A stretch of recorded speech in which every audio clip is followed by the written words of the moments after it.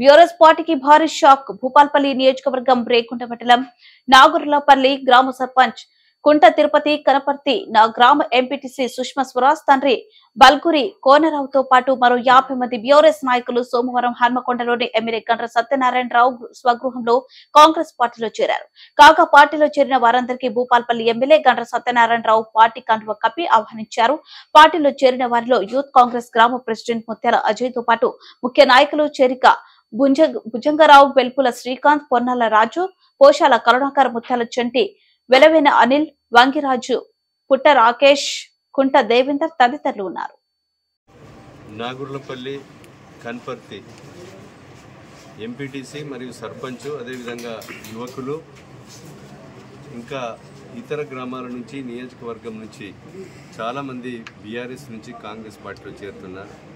ఒక తెలంగాణ ఇచ్చిన కాంగ్రెస్ పార్టీ, ఒక స్వతంత్రం ఇచ్చిన కాంగ్రెస్ పార్టీ, ఈ దేశం కొరకు ఇందిరాగాంధీ, అదేవిధంగా రాజీవ్ గాంధీ ప్రాణత్యాగాలు చేసినటువంటి పార్టీగా ఈ యొక్క తెలంగాణ రాష్ట్రంలో మరి కాంగ్రెస్ పార్టీ అధికారంలోకి వచ్చినాక 6 గ్యారంటీ పథకాలు ఏవైతే ఉన్నాయో 6 గ్యారంటీ పథకాల్లో 5 అమలు చేయబోతున్నాం. ఒకటి 7వ తారీఖు నాడే ఉచిత బస్సు ప్రయాణం అమలు చేశాం.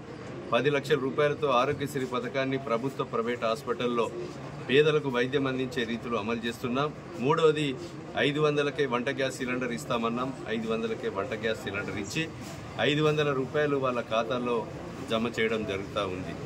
ఇంకో పథకం 4వది 200 యూనిట్ల కరెంటు లోపు జీరో బిల్ వచ్చే విధంగా ఉచిత విద్యుత్ కరెంటు మాఫీ చేస్తున్నాం.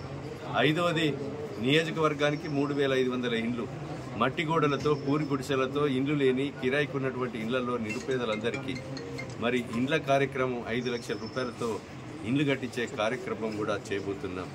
మిగతా మేము చెప్పినటువంటి హామీలు కూడా తప్పకుండా అమలు చేసి తీరుతాం.